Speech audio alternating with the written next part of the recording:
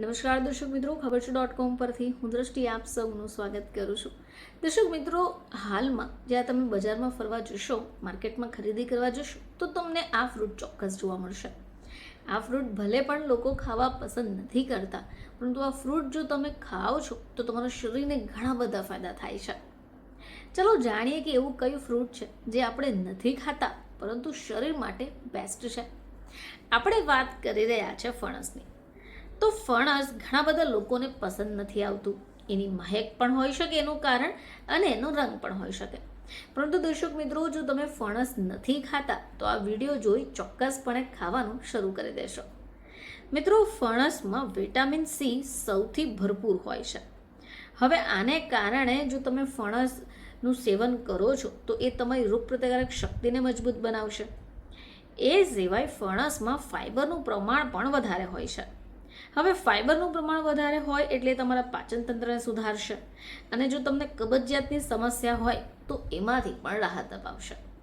હવે આ સિવાય ફણસમાં પોટેશિયમ પણ હોય છે, જે હૃદયના સ્વાસ્થ્ય માટે ફાયદાકારક છે. બ્લડ પ્રેશરને નિયંત્રિત કરે છે.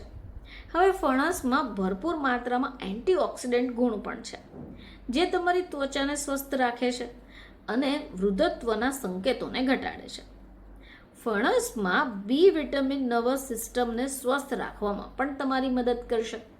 જો તમને એવું લાગી રહ્યું છે કે પાચનને લગતી સમસ્યા તમને સતાવી રહી છે, તમને નર્વસ સિસ્ટમ સ્વસ્થ નથી રહી, તો પણ તમે ફણસનું સેવન કરી શકો, જેથી તમને ફાયદા થઈ શકે. એ સિવાય જો તમે ફણસનું સેવન કરો છો તો લોહીમાં શુગર લેવલ પણ સંતુલિત રહેશે. હવે આનાથી શું થશે કે જે ડાયાબિટીક દર્દીઓ છે તેમને ફાયદો થઈ શકે. ફણસમાં આયર્ન પણ હોય છે, જે એનિમિયા સામે લડવામાં તમને મદદ આપશે. એ સિવાય તમારું એનર્જી લેવલને પણ વધારવામાં મદદરૂપ થાય છે. હવે જેઓ પોતાના વજનને નિયંત્રિત રાખવા માટે મથતા હોય છે, તેઓ ફણસનો ઉપયોગ કરી શકે, કારણ કે ફણસમાં ઓછી કેલરી અને ઉચ્ચ ફાઇબર ફળ પણ છે. હવે જો તમે ફણસનું નિયમિતપણે સેવન કરો છો તો એકંદર તમારું આરોગ્ય સુધરી શકે છે, અને એવા ઘણા રોગો છે જેનાથી તમે બચી પણ શકો છો.